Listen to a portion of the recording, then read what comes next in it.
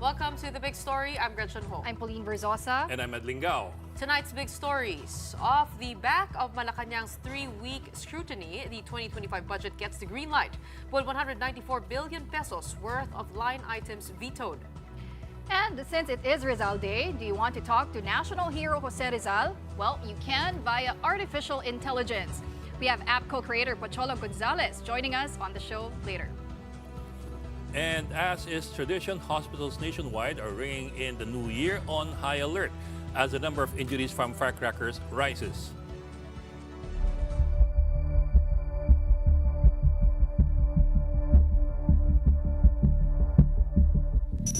Finally, next year's spending bill has been signed by President Bongbong Marcos. But just like its earlier version from Congress, there are still concerns on how this budget was allocated. Now, the president did veto some questionable items, which breakdown is yet to be shared publicly. A quick look, though, at the revised GAA reveals not so substantial cuts. The DPWH, for one, lost 26 billion from the 288 billion pesos added to its funding by the BICAM. On-program appropriations earlier pegged at 450 billion pesos was trimmed by 168 billion pesos. Still, government's economic managers believe that each agency is getting a fair share of the 2025 budget. Tonight's big story from Maricel Halili. Almost 20 days since BICAM ratified it, and after weeks of what Malacanang called was its thorough review, the General Appropriations Act is finally signed on December 30. From 6.35 trillion pesos, the 2025 coffers is now at 6.33 trillion pesos. That's right after PBBM vetoed over 194 billion pesos worth of line items that he said was not aligned with the administration's priorities. There were calls to veto the entire budget and to revert to a reenacted one.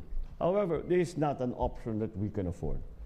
A reenacted budget will set us back, delay our vital programs, jeopardize targets for economic growth, including our goals of achieving single-digit poverty levels.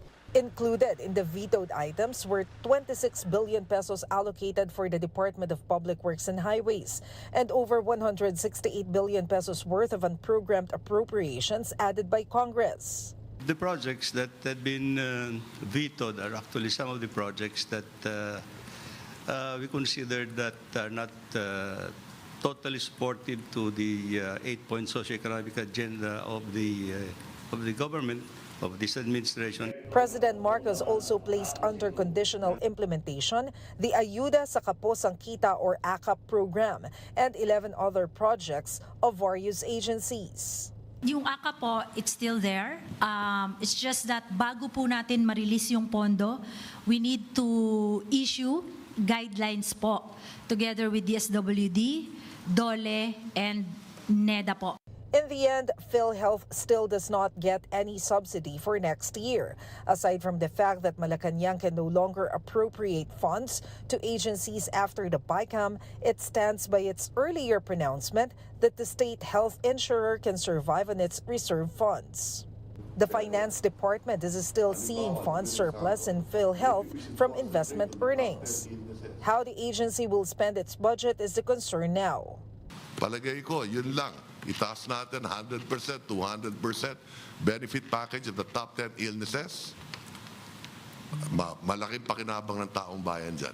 The 12 billion peso cut from DepEd's fund was also not restored. Technically, it's still the education sector that gets the lion's share of the national budget as a result of an accumulated funding that also includes state colleges and universities, CHED and TESDA. Also getting a massive share of the pie are the Departments of Public Works, Defense, Interior, and Health. Untouched by PBBM's veto was the additional 5.2 billion pesos for his office as approved by the BICAM. This is the spending fund set aside for the hosting of the 2026 ASEAN Summit that was supposed to be held in Myanmar.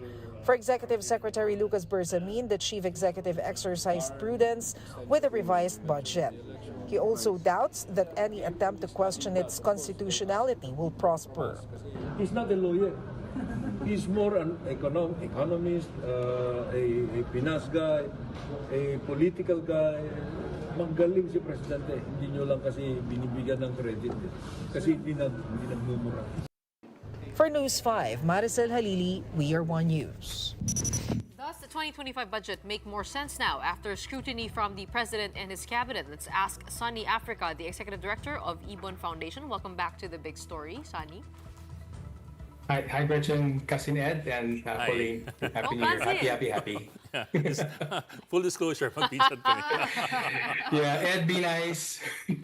Well, finally, we have a signed budget on December 31 day before the year ends.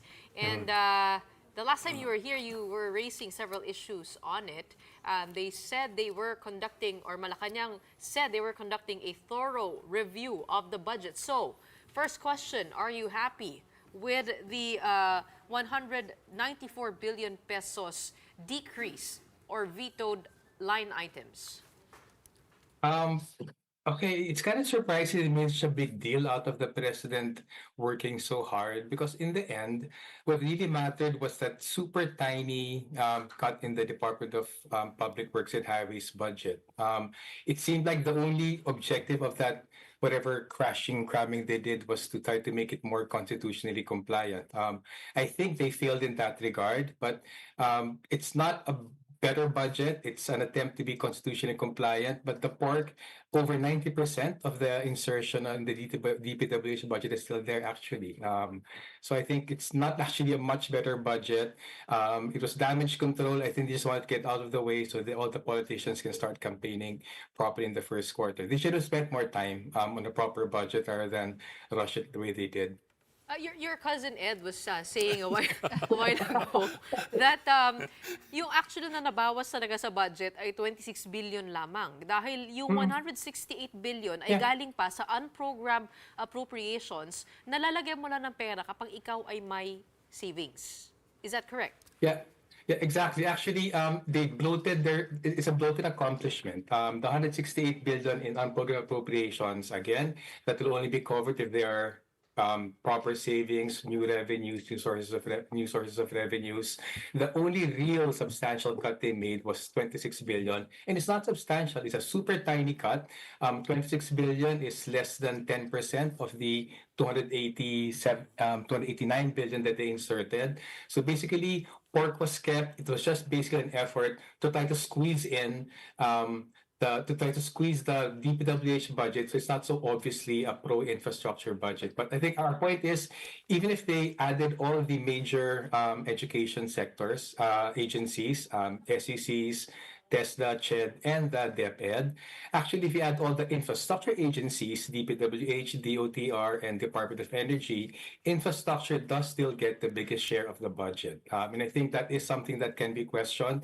There are no hard and fast rules into what's defined as infrastructure, and actually what's defined as education. But I think it can still be questioned that not just this administration's final budget, but even the president's budget submitted in July, but actually most budgets submitted since at least the end of the Aquino administration have violated the constitutional provision on the highest priority being given to education. I think even the budget for the construction of school buildings ng DPWH was also added on dun sa education sector budget. So I suppose you might call it a creative accounting in a way. We were talking kanina to Budget Undersecretary or Assistant Secretary de la Vega. Ang sabi niya, in answer to the two questions over constitutionality that have been raised, number one, education having to have the priority. Number two, no increase budget. Congress should not be increasing the budget submitted by Malacanang. They presented arguments kanina. Okay, now let's begin with the last one. On the question of whether or not Congress can increase the budget submitted by Malacanang, their argument now being that so long as hindi gumalaw yung final approved budget beyond what was proposed by Malacanang, which is a 630 or 6.3 trillion, that's not increasing. In other words, they're looking at the aggregate. They're not looking at the departments or the sectors. That's their first argument. What do you think of that? I think the argument only holds, especially if they use the unprogrammed appropriations as an excuse as not being part of the budget. It is true, they did not add, in this particular case, they actually reduced the budget. And again, they reduced the budget specifically of the DPWH, just to be able to squeeze past the DepEd, CHED, SUCs, and TESTA budget. So I think if it's a question of adding, they didn't do anything unconstitutional because they didn't add, they only vetoed. But I think that the Supreme Court decisions that are pending on how to consider unprogrammed appropriations, I think it will resolve whether these huge increases in the last 5 years in unprogrammed appropriations should be counted as an abuse of authority by Congress. Okay, Sunny. Well, let's talk about the controversial ACAP. It will be. Can I add something Sure, quickly? sure. Go ahead. Super quickly. I did listen to the press briefing earlier this morning.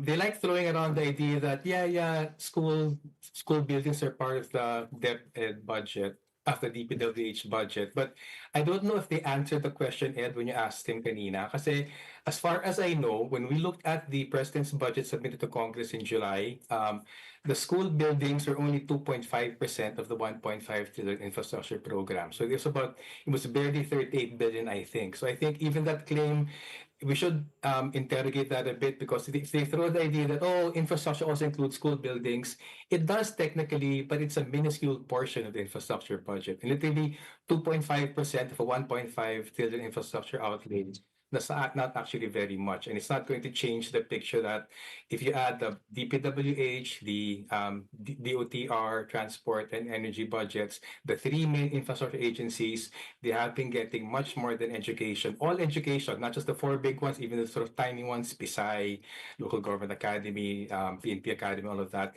Even if you add all of those, infrastructure definitely gets the most in the past maybe 8 or 9 years of budgets. Okay.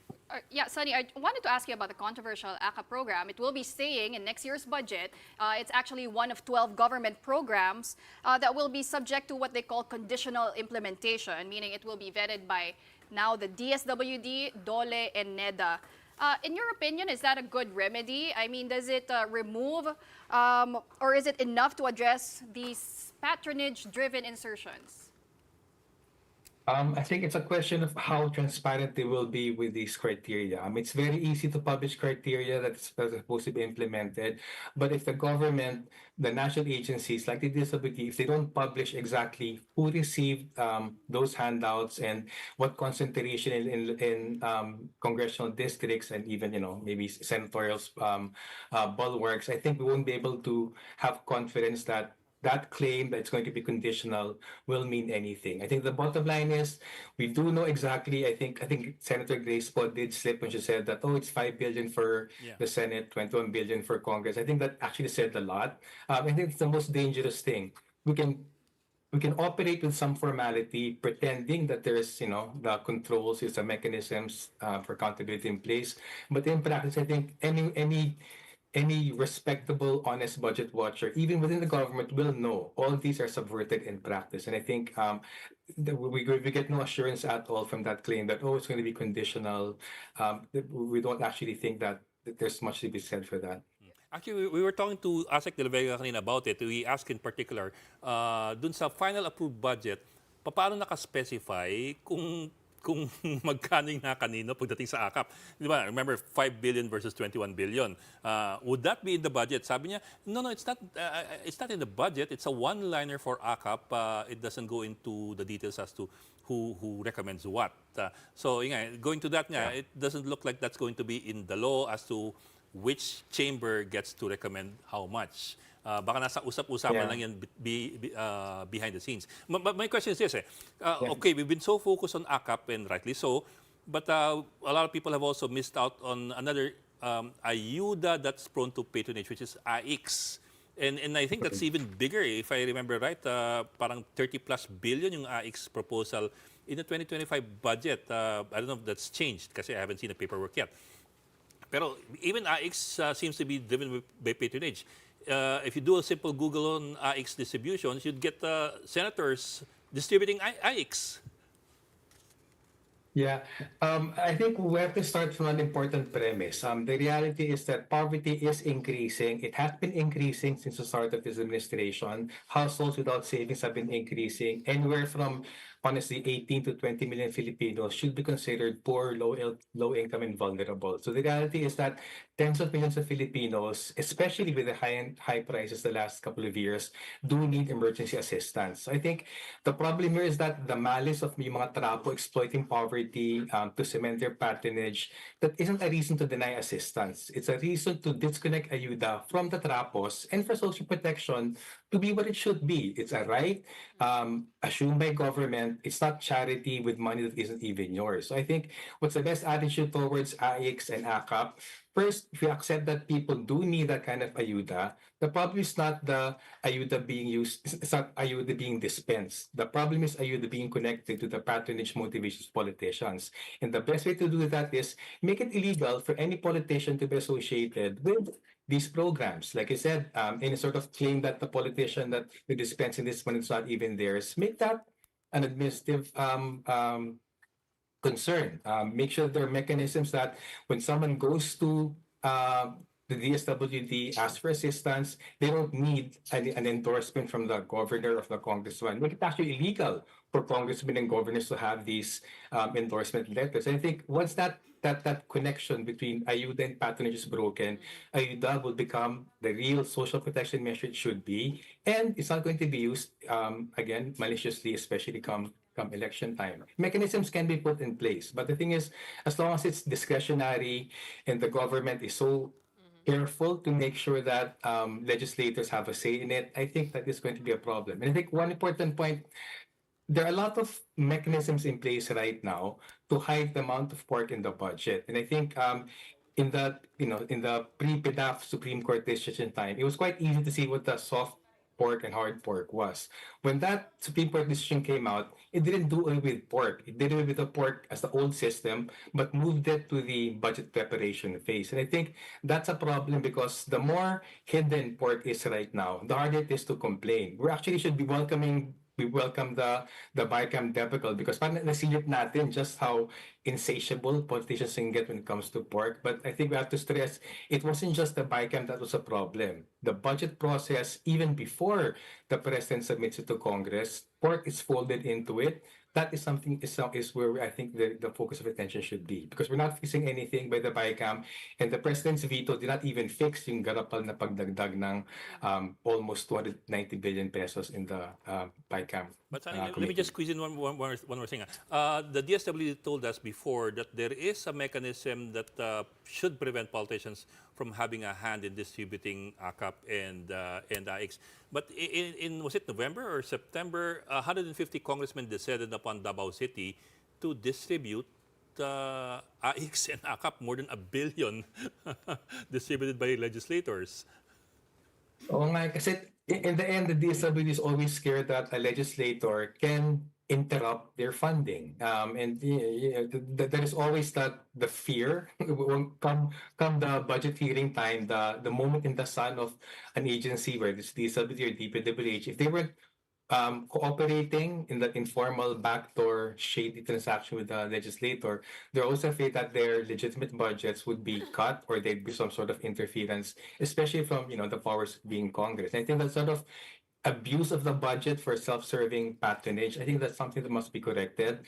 And the only way really to do that is have more mechanisms to publicize this. I mean, if the ACAP process is supposed to be conditional, they should make it part of the process, publish all the beneficiaries, make it available for the public, especially at the local level, those who know who's on the ground, make it public, make them accountable. The 4Ps did that. So that's why the 50 billion cut in the 4Ps actually bypasses a very comprehensive mechanism, a comprehensive database of people in need. And that's the way, it's not perfect, and it's 4.3 million beneficiary families, but it's something that at least it's a big step forward to those who want to check, is this money going to the intended beneficiaries? And the AIX and the ACAP, unfortunately, are completely discretionary right now. Taking a look at the history of ACAP, it actually started in the pandemic through DOLE. It was a DOLE program, and then it was transitioned into DSWD.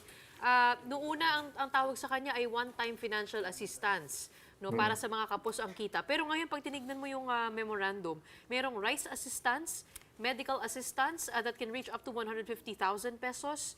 There's funeral assistance up to 50,000 pesos. food assistance up to 10,000, cash relief up to 10,000, and yung mga most of the services can be availed once every 3 months.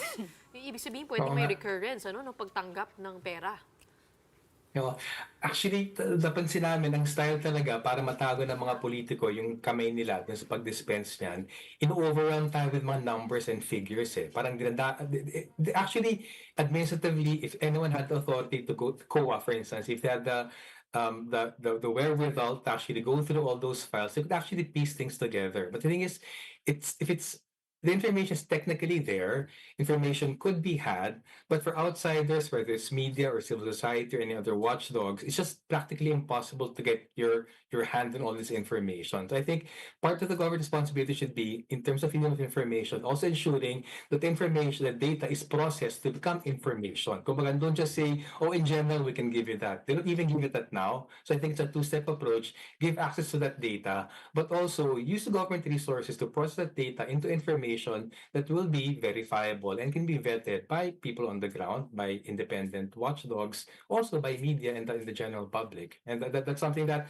I think they're very careful, even the infrastructure projects. In all honesty, most infrastructure projects are geotagged. If someone had, in a few million pesos to set up an agency to audit all the infrastructure projects with access to the data, they could actually do that, but it's just practically impossible. So the government is overwhelming us with data to deny us information. And I think that's something that an outsider, not enough resources, will actually have the wherewithal and means to process properly and make sensible conclusions. With the president not vetoing the ACAP and also taking a look at the unprogrammed appropriations, it increased from 158 billion to 531 billion in Congress.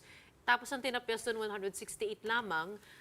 So ngayon 363 na siya from 158.7 na initial proposal. I mean, with the president not vetoing the ACAP and that one, would you say that all of this has his nod? And the second question is, I guess, what can we do about it now that the GAA has been passed? What is there for us to do to be able to contest this, all the unconstitutional things that are in the budget? What is in our power? Yeah. Well, to start off with, of course, the president, I thought, had micromanages things. I mean, there's a lot of, information to process. I think, of course, we have to make, as a starting point, the president crafts the budget. He has all his, his staff, the staff work to be done for him. So the part that was folded into the budget of the president submitted to Congress, that's on the president's account. So the fact that there are literally hundreds of billions of pesos in pork, both soft and hard, most of it informal, that's on the president's account. What the BICAM did, it just, again, it was so garapal. I think I think it's a welcome development that they were so greedy, so felt such impunity they could do that. I think it drew attention to just the tip of the iceberg of a pork and patronage-driven budget. So for me right now, what can be done about that? Well, in principle, the budget is there. Unfortunately, it's been reenacted. We still do think that a complete veto would have been better. Work with the reenacted budget for maybe 2 or 3 months, and then pass a final proper budget that went through all the transparency mechanisms that could be done. That was the ideal. But now that the budget is already there, I don't think there's any room for working within that budget because it was very bad to begin with. It was made worse by the BICAM. It wasn't fixed at all by the president's veto. So I think that's our original sin that we have to grapple with right now. What can we do? I think not let it slide. I think we should demand a lot of transparency, not just regarding the ACAP, but I think a lot of transparency, especially regarding that still the remaining 90%. I mean, by our last count, there must be at least about 200 billion pesos in insertions by the BICAM. I mean, let's keep an eye on that. I think the demand for more data, more transparency, more accountability has to come from the outside. And this is something that, when the new year comes, hopefully we don't forget about it. I think they're banking on this controversy sort of softening because the elections are coming up, because people were distracted by that circus. I think that's a very cynical approach to the budget, but I think it's on us, the media, the public, keep the pressure on and really just demand more transparency about how our public funds are spent. And I think the last point, it's so crazy. I don't know if you notice, it's so easy for the government to increase pork barrel funding for pork barrel projects, for big infrastructure projects that benefit big corporations. Pero parang butas ang karayom to get more money for social services, for even social protection, social welfare. I think that sort of attitude has to be corrected. Let's look beyond these, huge billions that seem like a lot. If you look at the need, the government is not giving enough for the people, for agriculture, for industry. And I think that is something that is a long-term battle we have to keep waging. I like how you describe the budget as an original sin that needs to be corrected. Well, we do wait for the coming year to see what else could happen to the budget. But in the meantime, thank you so much for talking to us in the big story. An advance Happy New Year to you. We have Ibon Foundation Executive Director, Sani Africa. Happy New Year. Thank you. Happy everyone. Well, now pausing for a quick break, but up next, if you had a chance to ask Dr. Jose Rizal anything, what would that be? Well, this new website makes it possible to talk to him. We'll be speaking with its creator and have a quick demo when we return. Keep it here on One News.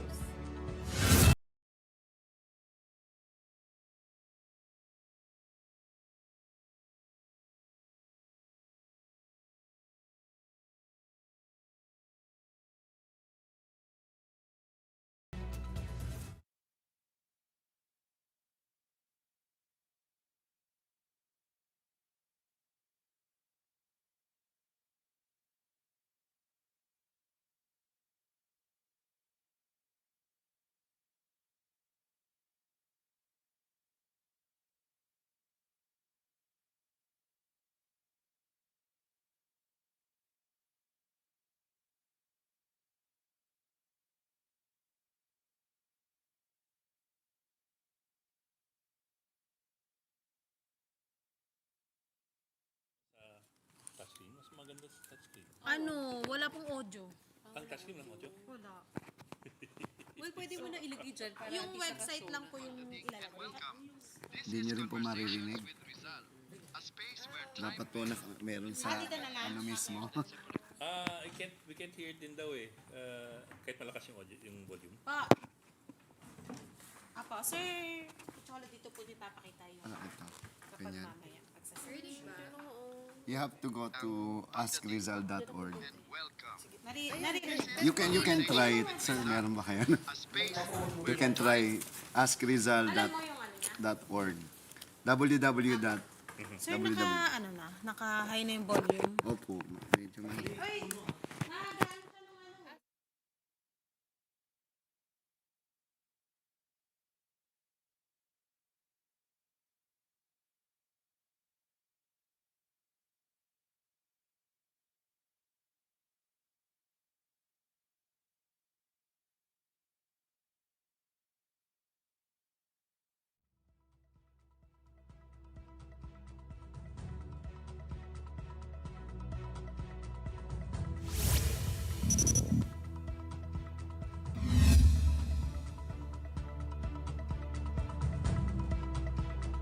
Welcome back. You're still watching the big story here on One News. Well, President Bongbong Marcos enjoined Filipinos to continue to fight for our national hero, God Jose Rizal's ideals, as we commemorate today his 128th death anniversary. The president himself led the wreath-laying and flag-raising ceremony at Rizal's monument in Manila. He immediately left afterwards. But in his statement, Marcos Jr. emphasized how Rizal's dream of a just and forward-thinking society is very much alive now than it was more than a century ago. He hopes Filipinos will continue to look back and embody the works and life of our national hero, which led the nation to fight for the freedom it enjoys today. Meanwhile, Vice President Sara Duterte had a message of her own for today's Rizal Day commemoration. She stressed on the bravery and willpower of Rizal to keep on with the fight against the conquerors. Ngayong araw sa pagunitan natin sa buhay ni Jose Rizal, alalahanin natin ang kanyang katapangan sa harap ng pang-aapi. Ang napakatinding pagsubok na kanyang pinagdaanan ay nagpapaalala sa atin na kahit sa pinakamadilim na oras, ang liwanag ng katotohanan at katarungan ay maaaring manaig. Now, what if you can actually talk to Jose Rizal and ask him what he thinks of the Philippines today and more? Well, an AI project has been developed to let you do just that. It is called Conversations with Rizal, and it has a chat feature that allows you to experience asking and actually getting replies from our national hero. The team behind this has also developed an AI version of Rizal that's able to talk to users in Tagalog, English, German, and all the other languages that he knows. Now let's get to know the man behind the voice of the AI, Jose Rizal. Pocholo Gonzalez, a veteran voice actor who has been known as the voice master. Welcome to the big story. Hello, great Welcome. day. Thank you for inviting me, sir. Pag It's great. tinanong namin si Jose Rizal kung ano tingin niya sa budget, ano sasabihin niya? Actually, wala siyang reaction dyan. Not unless No comment? ipaliwanag mo kung ano yung situation. Because conversations with Rizal is only limited on his time. So that makes him more, kumbaga, credible. Because he cannot talk about anything. Hindi naman siya... Hindi naman siya apolitical. Once you give him a background of what's happening, Baka the politics of his time. The politics of his So time. baka hindi niya alam yung unprogram appropriation. Oo. Ano? Hindi pa niya alam yung Spark actually, barrel. anything after his death, wala na siyang alam. Okay, this project took 20 years to In build. the making, yes. I mean, what led you to come up Oh, with it? when I was young, my idol is already Jose Rizal. So when I was in college, we had this subject called PI 100 or Philippine Institution. UP ka ba? Yes, sir. Kaya pala PI 100 eh. PI 100? And it's not a cuss word, Okay. Just Philippine to get that institution. clear. Yes, Alright. yes. So it gets me more interested with his life. So sabi ko, what if it's not in the book? It's him that I'm going to talk with. Kung totoo ba to, how do you feel about it? Ilan ba yung mga naging chicks mo talaga? Yung mga ganun. Tunungan natin yung sa kanya. Gusto mo tanong sa kanya? Sige, subukan natin. Actually, You just press here and I think yeah. yes. And welcome. This is Conversations with Rizal, a space where time bends and we can meet beyond the years that separate us. So at first he gonna explain, but once you speak, it will listen. So Jose Rizal, can you tell me about yourself? Buenos días. Mi nombre es Jose Rizal. My name is Jose Rizal. Prefiero hablar So en he español. speaks Spanish because that's his first language. So please speak in Tagalog. Can you explain? Magandang araw. Ako po si Jose Rizal. Nais kong magpaliwanag. Ngunit bago ko simulan, ano po ang nais niyong malaman tungkol sa akin? Chicks. Mas magiging mabisa ang aking Totoo ba? pagpapaliwanag kung alam ko Relasyon ang yun ni inyong mga Josephine katanungan. Bracken. Ilan ang mga naging kasintahan mo nung ikaw ay nasa ibang bansa?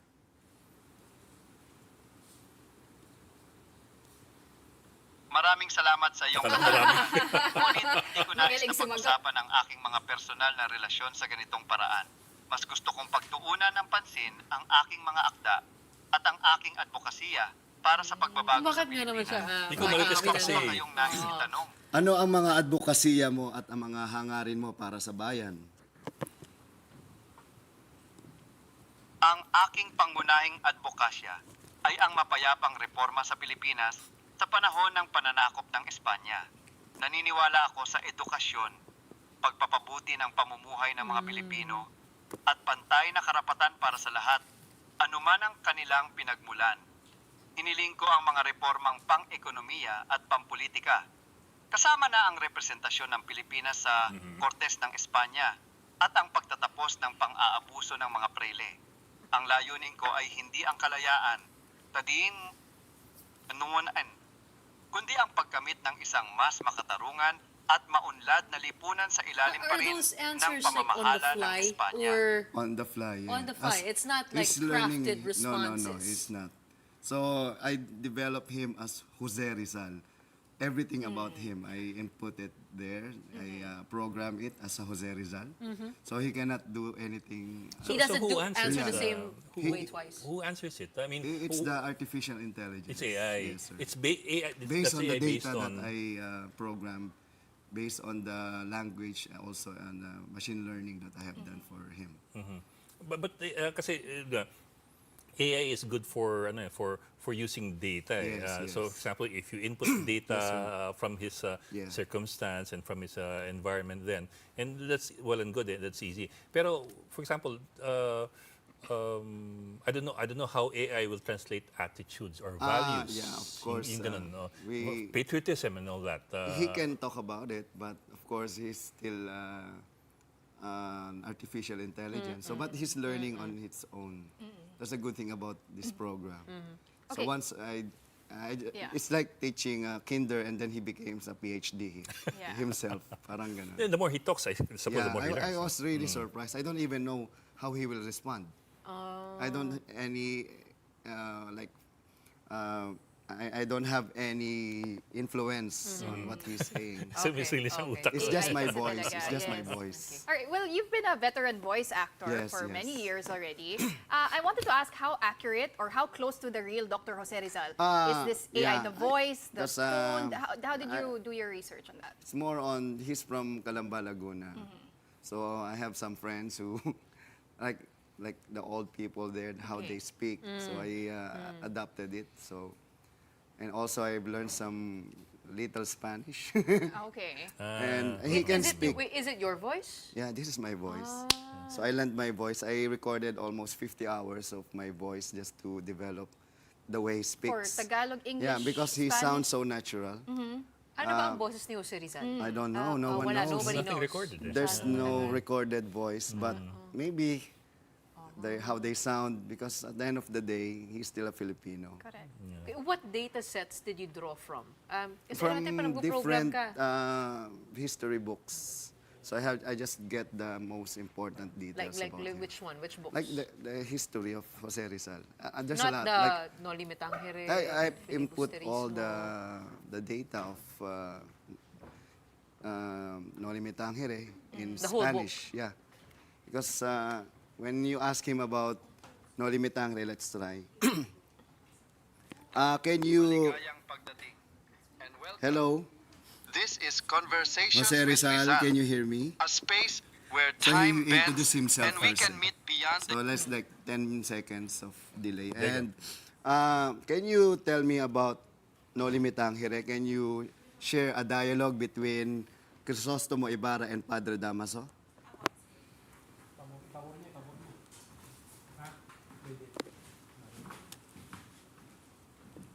Buenos días. Sí, puedo oírte. Me alegra que me preguntes sobre No Limitang in Here. In Spanish, Es because una that's obra his de first default. language. Sir Pocholo, I also wanted to ask on the application of this. How can we really use this app? Who can use this app? Is it good Well, for students? come to think of it, it's the first time in history that any student, any teachers, even historian can ask directly the source. It's like talking to a real person. Okay. But it depends on the data. Still, he's not Rizal, but according to the data that we inputted, all the history, everything that is written is already there. In studying the life of Jose Rizal, what surprised you? Well, everyone can be a Rizal on their own right. Because Rizal become who he is, he just decided to become great during his time. Imagine Rizal is like 100 years ahead of his time. Why can't we do better things now that we have the technology, we have the freedom? Unlike during his time, wala naman siyang kalayaan, wala rin siyang teknolohiya. Eh, mga bata ngayon, nakalimutan na maging Pilipino. At nakalimutan na rin na tayo mga Pilipino ay hindi Filipino nung panahon na yon. Tayo mga Indio. Ang mga Filipino ay mga insulares na mga Kastilang ipinanganak sa Pilipinas. So we must be proud to be Filipino. At yun na nakakalungkot dahil sa social media. Mas hinahangaan ng mga Koreano, mga Hapon at ibang lahi kaysa sa sarili nating kababayan. Pocholo, huling tanong siguro, at least kanin sa akin, pwede mong tanong si Rizal kung ano yung payo niya sa kabataan ngayong 2025? Siyempre, ibang panahon na ngayon eh, pero baka there are things that we have in common Yeah. and we can learn from the past. Rizal, anong maipapayo mo sa mga kabataan ng kinabukasan? In Tagalog. Sa Tagalog. Magsalita ka sa Tagalog. Magandang araw sa iyo. Oo, kaya kong magsalita ng Tagalog. Sa mga kabataan ng susunod na henerasyon, ibibigay ko ang aking mga sulatin, ang aking mga karanasan, at ang aking mga aral. Ang aking mga akda ay naglalaman ng mga katotohanan tungkol sa ating bayan at sa ating mga kalagayan noon. Sana'y magbigay ito ng inspirasyon sa inyo upang ipaglaban ang katarungan at ang kalayaan ng ating bansa. Higit sa lahat, sana'y matutunan ninyo ang kahalagahan ng edukasyon at pagmamahal sa ating inang bayan. Pero paano kung kulang yung budget ng edukasyon? Paano kung kulang ang budget sa edukasyon? Nilagay sa Public Ano Works. masasabi mo? Kung kulang ang pondo sa edukasyon, sasabihin ko sa mga Ano, ulitin mo, kung kulang ang pondo sa Sabihin edukasyon, kunin sa akap, ano sabi niya? ano masasabi mo? Kung kulang ang pondo sa edukasyon, sasabihin ko sa mga kabataan na ang paghahanap ng karunungan ay hindi limitado sa mga paaralan lamang. Maraming paraan upang matuto, kahit may kakapusan sa resources. Mahalaga ang pagiging masigasig sa pag-aaral, paggamit ng mga aklatan, pagbabasa ng mga libro, at paghahanap ng mga libreng online na resources. Ang tunay na edukasyon ay nasa pagnanais na matuto, hindi sa dami ng pera. Huwag hayaang hadlangan ng kakulangan ng pondo ang inyong pag-unlad. Maraming salamat. Huling katanungan. Jose Rizal, anong masasabi mo sa korupsyon?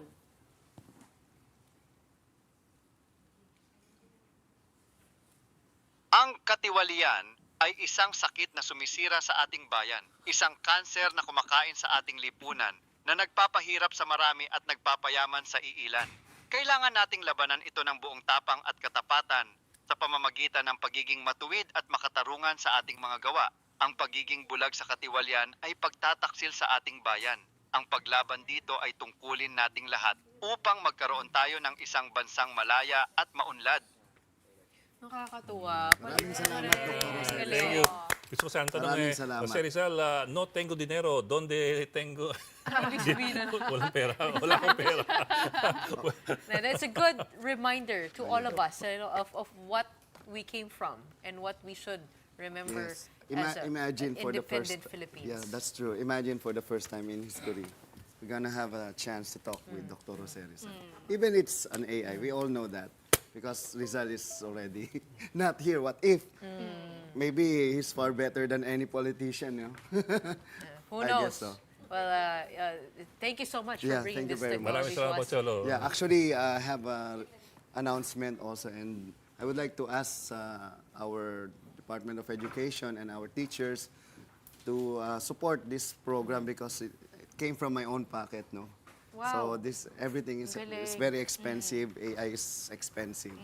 So I am doing this because I love our country. It's And amazing. I'm, It's amazing technology. I declare myself as the present-day Rizal because anyone can be a Rizal on their own, right? I'm also a motivational speaker, so every time I speak, I talk about Rizal as a great Filipino, and everyone can be like him.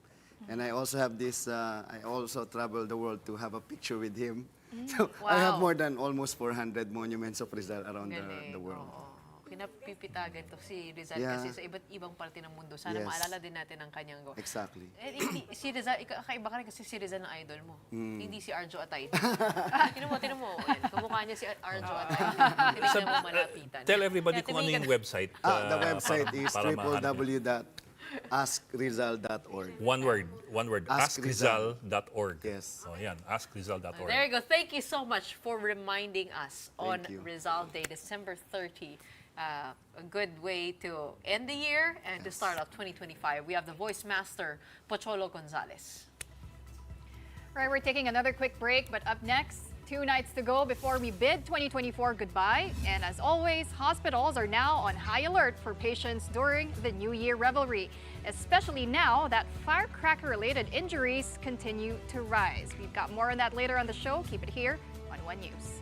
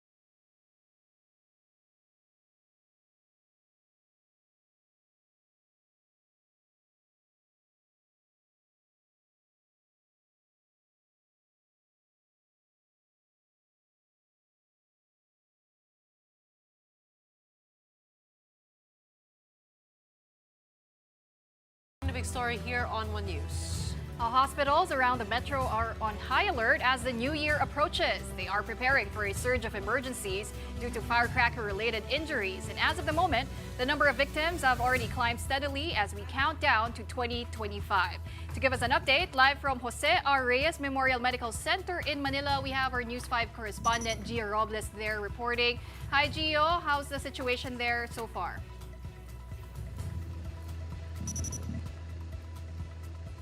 Pawi, glad to see you. Life will never be the same for victims of firecracker-related injuries, especially those requiring amputation. At least 4 out of the 17 cases rushed to the Jose R. Reyes Memorial Medical Center involved patients losing their fingers due to firecracker-related incidents. Most of the victims are minors. In addition to amputations, other patients suffered burns and eye injuries. Among the most common causes of these injuries reported here are King Kong, 5-star, Pla-Pla, and Boga. These are just some illegal firecrackers identified by the Philippine National Police or PNP.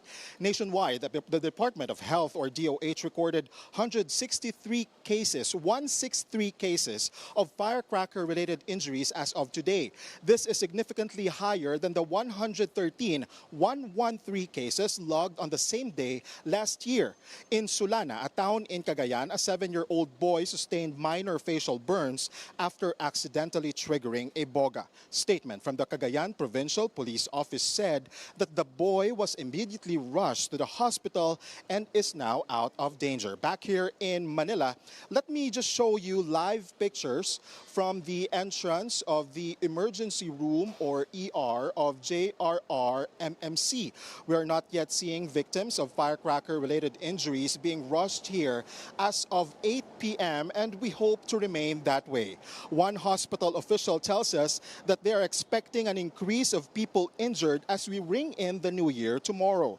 The health department earlier announced that all hospitals across the country are on code-wide alert until January 6. Pawi, back to you.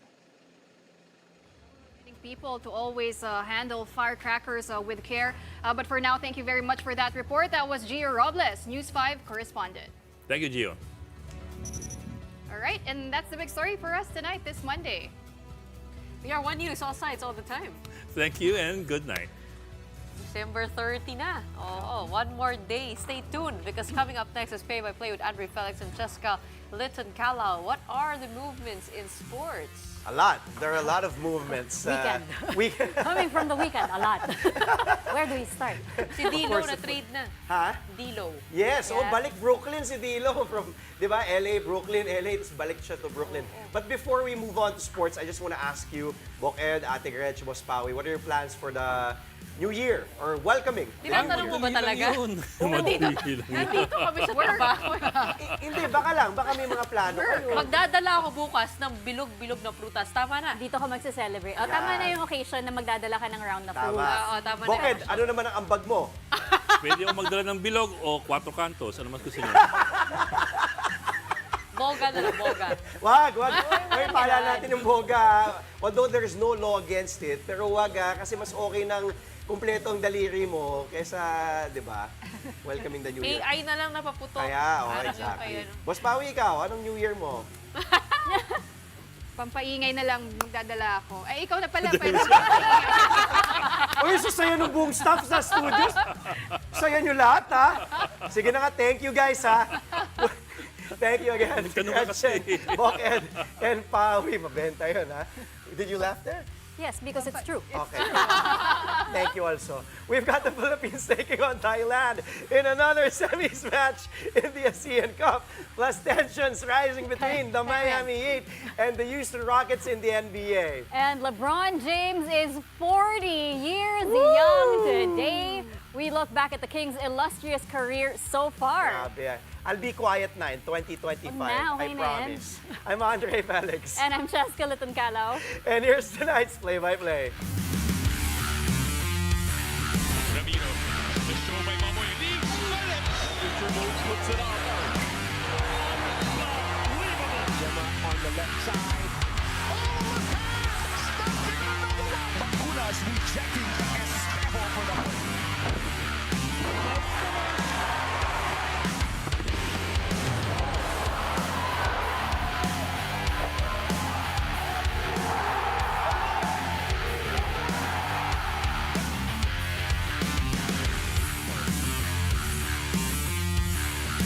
start off the show with the Philippine men's national football team as they are back on the pitch, this time in Thailand for their second semifinal match